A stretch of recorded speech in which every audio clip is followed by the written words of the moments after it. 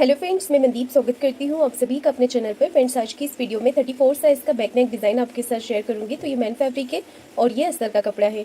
अस्तर के कपड़े को देखिए हम इस तरीके से अपनी तरफ फोल्ड करके रखेंगे और टोटल लेंथ लेंगे। तो जितनी भी लेंथ आपको तैयार रखनी है उसमें 1 इंच मार्जिन का प्लस करके आप लीजिएगा। मैंने यहाँ पर टोटल लेंथ रखी है 14.5 इंच, 13.5 लेंथ मुझे इसकी तैयार रखनी है। और ये जो डिज़ाइन बनेगा वो डीप नेक के अकॉर्डिंग रहेगा। तो डीप नेक के अकॉर्डिंग 34 साइज़ में शोल्डर रखे हैं मैंने 5 इंच, आर्म होल लिए हैं 5.5 इंच। आप अपने साइज़ के अकॉर्डिंग मेजरमेंट लीजिएगा इस डिज़ाइन को बनाने के लिए। चेस्ट का 4th पार्ट यहाँ से ले लेंगे हम 8.5 इंच और 1.5 इंच मैंने एक्स्ट्रा रखा है मार्जिन के लिए। तो देखिए ये तिरछी लाइन हम आर्म होल तरफ से बाहर की तरफ लेते हैं और वहीं से बाहर वाली लाइन से ही आर्म होल की गोलाई दे देंगे। कमर का 4th पार्ट ले लेंगे। कमर 28 इंच है, उसका 4th पार्ट होगा यहाँ पर 7 इंच, 1.5 इंच एक्स्ट्रा मार्जिन और 1 इंच एक्स्ट्रा और लिया है बैक पार्ट की प्लेट्स के लिए। तो देखिए मेरी मार्किंग यहाँ पर कंप्लीट हो गई है। अब मैं इसे इस तरीके से कट कर दूंगी। इसके बाद हम इसे मैन फैब्रिक पर रखकर कट कर लेंगे। मैन फैब्रिक पर भी मैंने इसे कटिंग कर लिया है। इसके बाद हम गले का मेजरमेंट लेंगे। तो नेक की विड्थ रख रही हूँ मैं यहाँ पर 2 इंच। अगर आप बड़े साइज़ का बना रहे हैं तो आप 2.5 इंच लीजिएगा।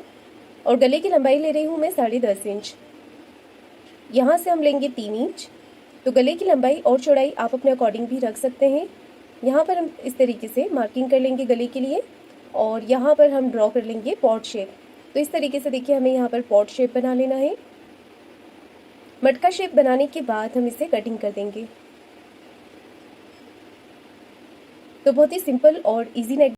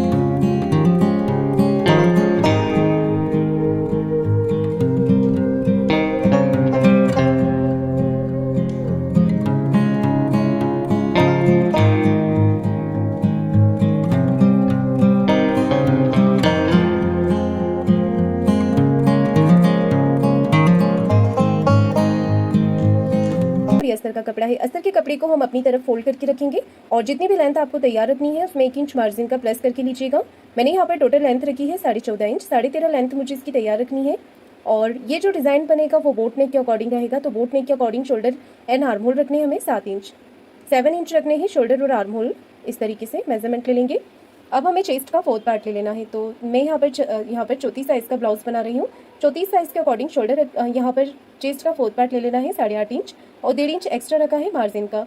1 इंच में आर्म होल की गुलाई दे देनी है। कमर का मेजरमेंट लेंगे, कमर है 28 इंच, उसका 4th पार्ट होगा यहाँ पर 7 इंच, 1.5 इंच एक्स्ट्रा मार्जिन और 1 इंच एक्स्ट्रा और लिया है बैक पार्ट की प्लेट्स के लिए। 1/2 इंच का कर दिया है शोल्डर को डाउन। तो इस तरीके से मार्किंग मेरी कंप्लीट हो गई है और अब हम इसे कट कर लेंगे इस तरीके से। ये देखिए बैक पार्ट को कटिंग कर देना है, नीचे से भी जो हमने कपड़े को सीधा किया था उसे कट कर देंगे, लाइन जो ड्रॉ की थी। और इसके बाद हम इसे मैन फैब्रिक पर रखकर भी कट कर लेंगे। शोल्डर को भी कट कर दिया है मैंने, हल्का सा डाउन किया था। ये मैन फैब्रिक है, मैन फैब्रिक को साइड में रखकर गले का मेजरमेंट लेंगे हम यहाँ पर। तो नेक की विड्थ रख रही हूँ मैं 4 इंच और गले की लंबाई लेंगे 10 इंच पर। तो गले की लंबाई चौड़ाई आप अपने अकॉर्डिंग रख सकते हैं। गले की लेंथ ऊपर से लिया है मैंने 3 इंच।